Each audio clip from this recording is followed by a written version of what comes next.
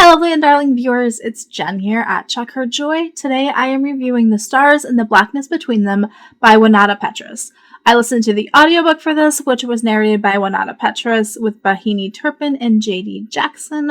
This is a young adult contemporary novel with some black queer main characters, definitely some strong female leads, and has a magical realism element to it. Our main characters are Audrey and Mabel. They're both queer black teenagers. I think they're 16. Audrey starts off in Trinidad, but then she moves to Minneapolis where she meets Mabel, and then Mabel kind of introduces her to American society and helps her find her way as a black teenager and kind of talks to her more about being queer. It's a journey, basically. This is a journey. Audrey starts off in Trinidad, where she lives with her mother, and she has a grandmother who she's very close to. Her mom is very religious, very church-driven, and while Audrey is going to church with her mother one weekend, she meets Mary, who is the granddaughter of the pastor. So they have a spark, and they start seeing each other behind everybody's back, because this is definitely not a church or really a society that welcomes queerness or homosexuality, so they have to keep it hidden and secret. So when Audrey's mom catches them, Audrey is sent to live with her dad in Minneapolis, which is where she meets Mabel. Mabel is bisexual. She has an ex-boyfriend, Terrell, but then definitely likes girls too.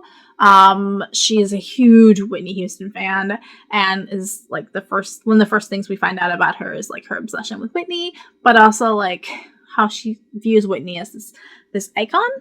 And this one story about Whitney's past, about how she might have had a girlfriend, how one of her best friends they might have dated when they were younger. So she really loves that too. Also in this book, Mabel is sick. She is feeling not great at the beginning of the book, but when school starts, she really gets sick and goes to the hospital and gets a diagnosis. And then Audrey and Mabel's friendship develops and changes when Mabel gets particularly sick, and Audrey's helping her out with that. I don't want to spoil too much, but basically this book is amazing and you should go read it. These are two very likable, very fun characters. There's also definitely a very magical realism element about Audrey's grandmother Queenie and some of the herbal help that Audrey is trying to give Mabel, but some of it's more than herbs and maybe more magical,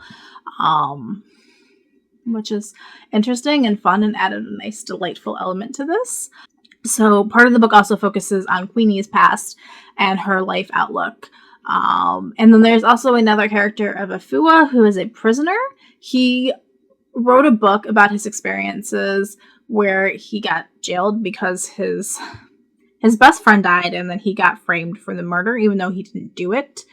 And so he wrote a book about that. But also he's very much into astrology, and Mabel finds his book when she's sick, and it gives her hope and comfort. And so Mabel also starts getting into astrology and looking into the stars, and some more magical realism stuff from that happening. This book is definitely an exploration of the friendship between Audrey and Mabel and how they relate to each other and their other friend groups, the other people in their friend group. It definitely looks at their queerness, as both women are, and their blackness, and how they bond over both those things, and how it shifts, and really just being a teenager and just finding themselves. Also, food is a huge part of this book too. I mean, Audrey's cooking from Trinidad sounds amazing, but also Mabel's dad is into gardening and making fresh food, and so that's also a huge part of this. It looks at spirituality and religion, and also looks at kind of a holistic approach to life and how things are connected, which I also appreciated. There is just so much love and so much support in this book that it was just amazing.